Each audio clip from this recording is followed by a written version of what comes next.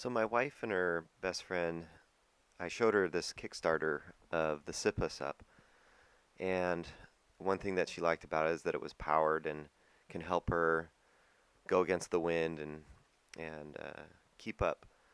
Um, so she invested in it with her friend, and they bought a couple, and this is opening it up. When we got the package, it contained what you can see here is the pack, which contains the SIPA SUP and the paddles inside there as well, and that's a um, patch kit. So a lot of the goodies are contained in this other box. What you can see in here, that big object there, there's the hose for filling. That's your main box that has the motor and the pump. There's instructions, the leash, and the charger controller, the box for plugging it in. And there's also an envelope. You can see that there. In that envelope is the controller for the paddle. So you want to make sure you find that too. And when you're charging up the battery, you need to charge that up too. And there's only one way that that goes into the battery control unit, and then you tighten it down. Now the tricky part is that the controller that you attach to your paddle, it uses a magnetic connection, and it's not super strong. And so we were having a hard time trying to just get it to stick and charge. And you can see here how easy it comes off. But what we ended up doing is, what we'll show you here is getting it installed where we put on the floor. I just want to show you that that has a light that indicates whether it's charging or not. Red means it's charging and green means it's done. And this also, I'm pointing out that there's a blinker, or I'm sorry, not a blinker, but an LED light that you can see blinking red, and that means it's charging on the controller. And so there we is how we ended up getting it to stick for charging. Now when you loosen these, it's not just going to pop off for you. So when you loosen it and those little white dials, you can pull them up. That means it's no longer connected into the hole that it's screwing into, and you can work that cover off.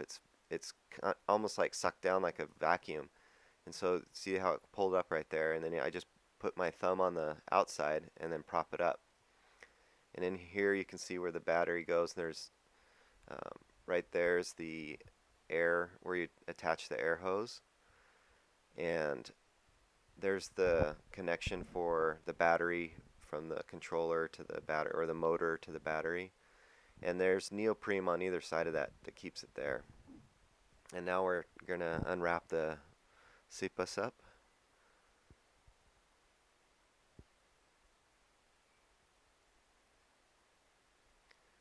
The paddles are in there, and it's all wrapped up in plastic.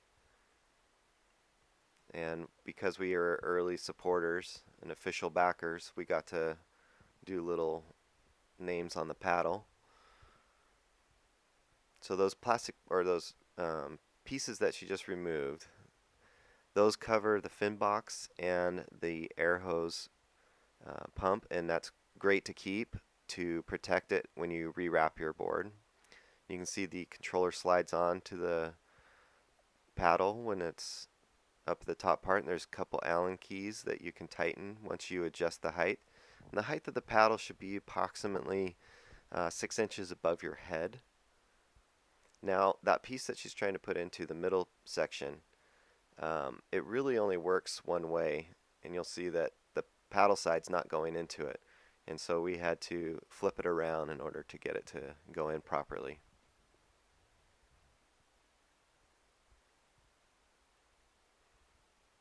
You can see you're struggling with that.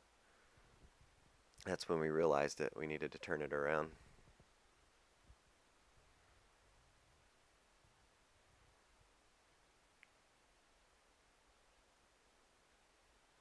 Now that it's the right way, everything goes into it much more easily. The paddle's handy. It has some measurement markers so you can switch between people and just remember your number that works for you.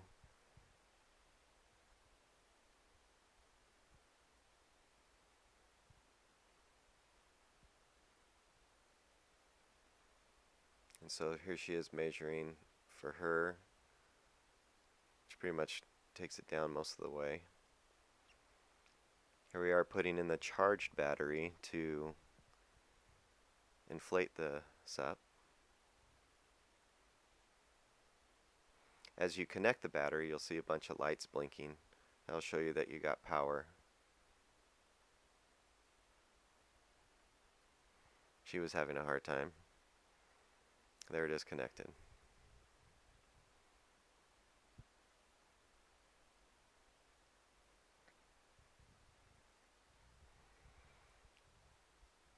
You place it in, and that neoprene really helps keeping the vibration down on the battery pack and keeping it stable and not shaking around inside there.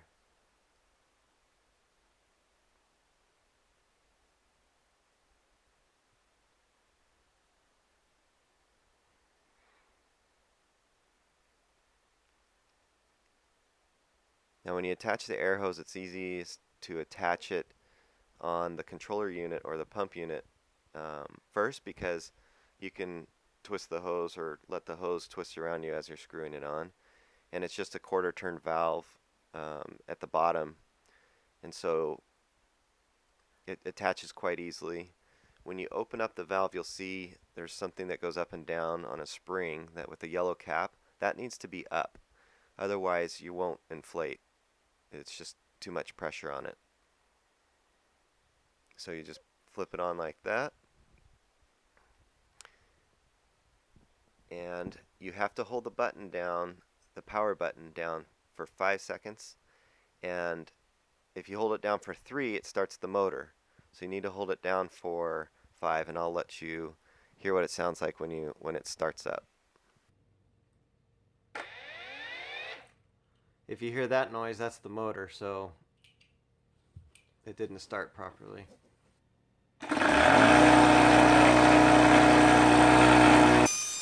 So to spare you guys the noise and everything, I'm speeding up this part. And the inflator stops automatically at the point that you'll see here. Okay, so you don't fill it all the way up because you need to install the SIPA drive in. So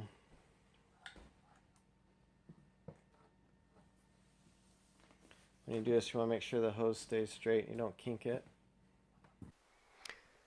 After doing this a few times, we've figured out the easiest way to get it in is to work it back and forth. You can flip it up as well on its side and adjust it to get it in easier. Once that's done, you start the second inflation process, and that will go until it's completely done. It stops on its own? No? It's important to note to disconnect it from the SIPA first, the back first.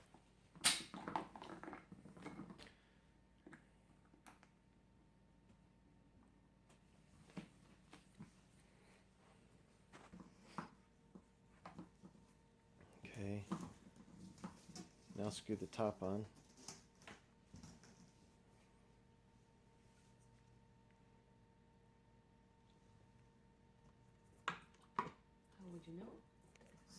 Yep. So you match the gray and white patterns of the S, the giant S, for the SIPA board.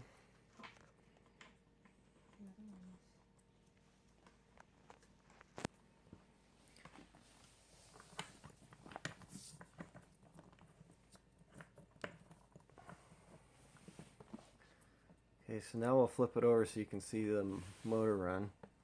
That's good. So you can see the jet drive is in here, your water comes in here, the propulsion spits out there. There's 3 speeds.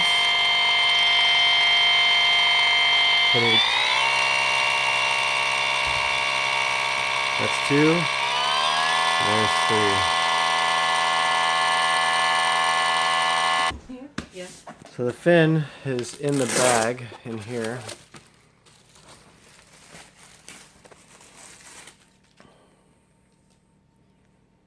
First you need to remove this pin, And the best way to get it on is put it back on the screw a little bit.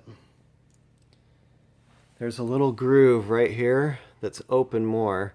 That's where you slide that piece in. Then you take the screw out. And the pins that are in the back fit in. And they slide down the track inside.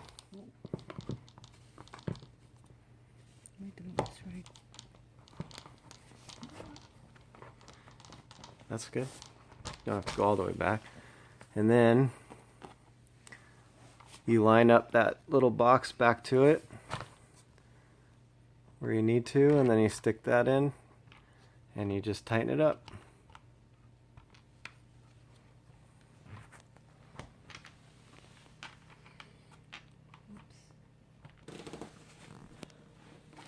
That's the leash ring.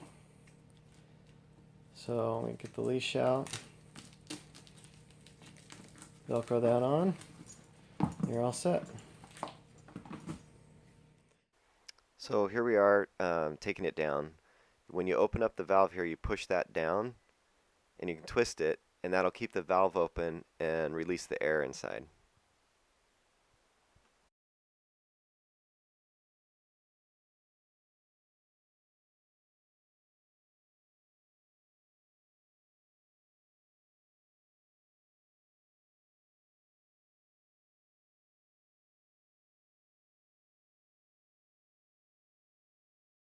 So starting with the nose as demonstrated, you can fold it up and it'll keep pushing the air out, and it goes really flat quite easily. You want to cover the valve once all the air's out, just like that. And that's why you keep those pieces, because it just helps protect the board as you fold it up, and the package comes with a line or strap to tighten up and keep it from trying to open up. You can put the leash, the pump, and the fin all back in that pack. Next, well, don't forget the motor. Yep. And so you put the paddles in to the pack as well.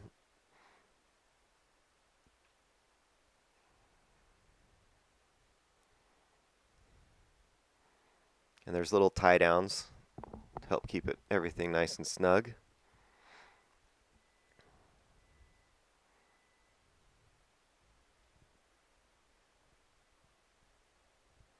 It's nice to have the padding here.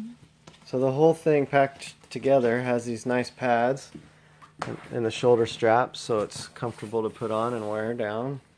Makes for easy transport.